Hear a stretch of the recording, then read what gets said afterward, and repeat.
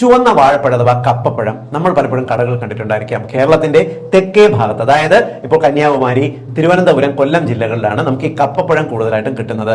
കപ്പപ്പഴം കിട്ടിയാൽ നിങ്ങൾ കളയരുത്, വിട്ടോളൂ, കപ്പ തന്നെ കഴിക്കുക. കാരണം എന്തെന്നറിയോ? ഈ ചുവന്ന വാഴപ്പഴത്തിനകത്ത്, കപ്പപ്പഴത്തിനകത്ത് ഏറ്റവും കൂടുതൽ ആന്തോസൈനിൻസ് എന്ന് പറയുന്ന ഒരു ആന്റി ഓക്സിഡന്റ് അടങ്ങിയിട്ടുണ്ട്. പഴത്തിന് ഈ ചുവപ്പ് നിറം നൽകുന്നതിന് ഇതിനകത്ത് ഉയർന്ന അളവിലുള്ള ആന്തോസൈനിൻസ് ആണ്. ആന്തോസൈൻ എന്ന് പറയുന്നത് ഒരു മികച്ച ആന്റി ഓക്സിഡന്റ് ആണ്. അതായത് നമ്മുടെ ശരീരത്തിൽ പ്രധാനമായും അടിഞ്ഞുകൂടുന്ന ശരീരത്തിന് അപകടകരമായിട്ടുള്ള ഫ്രീ റാഡിക്കലുകളെ നിർവീര്യമാക്കുന്നതിന് ആന്തോസൈനിൻസിന് കഴിവുണ്ട്. മാത്രമല്ല, നമ്മുടെ ശരീരത്തിൽ ഇപ്പം ഇടയ്ക്കിടയ്ക്ക് ഉണ്ടാകുന്ന ജോയിന്റ് പെയിന്, ശരീരത്തിൽ മസിലുകൾക്ക് വേദന, ശരീരം കഴപ്പ്, അമിതമായിട്ടുള്ള ക്ഷീണം മറികടക്കുന്നതിനുമെല്ലാം ഈ ആന്തോസൈനിൻസ് നമ്മുടെ ശരീരത്തിനെ സഹായിക്കുന്നുണ്ട്.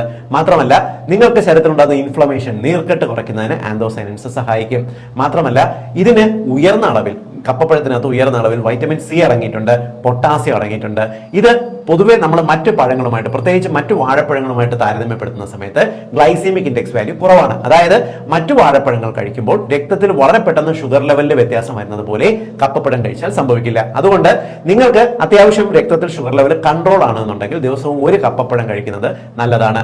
മാത്രമല്ല, ഇത് വയറിന്റെ കംപ്ലൈൻസിന് പൊതുവെ നല്ലതാണ് എന്ന് പറയപ്പെടുന്നുണ്ട്. പ്രത്യേകിച്ച് കുടലിൽ വരുന്ന രോഗങ്ങൾക്ക്, അസിഡിറ്റി, നെഞ്ചരിച്ചിൽ, പുളിച്ചു തേട്ടൽ പോലുള്ള പ്രോബ്ലംസ്, ഈ കുടലിനകത്ത് വരുന്ന ഇൻഫ്ലമേഷൻ, പലപ്പോഴും ഈ കോളൺ ഡിസീസസ് വരുന്ന ആൾക്കാർക്ക്, ഇടയ്ക്കിടയ്ക്ക് വയറിളക്കം പോലുള്ള പ്രോബ്ലംസ് ഉണ്ടാകുന്നവർക്ക്, കുടലിനകത്ത് പുണ്ണ് വരുന്ന, അതായത് ചെറിയ അൾസറുകൾ ഫോം ചെയ്യുന്ന ടെൻഡൻസി ഉള്ളവർക്കെല്ലാം തന്നെ കപ്പപ്പഴം കഴിക്കുന്നത് നല്ലതാണെന്ന് ചില പഠനങ്ങൾ കണ്ടെത്തിയിട്ടുണ്ട്. അതുകൊണ്ട് ഇനി നിങ്ങൾ ഈ കപ്പപ്പഴം കിട്ടുകയാണെങ്കിൽ കളയരുത്, കഴിച്ചോണം.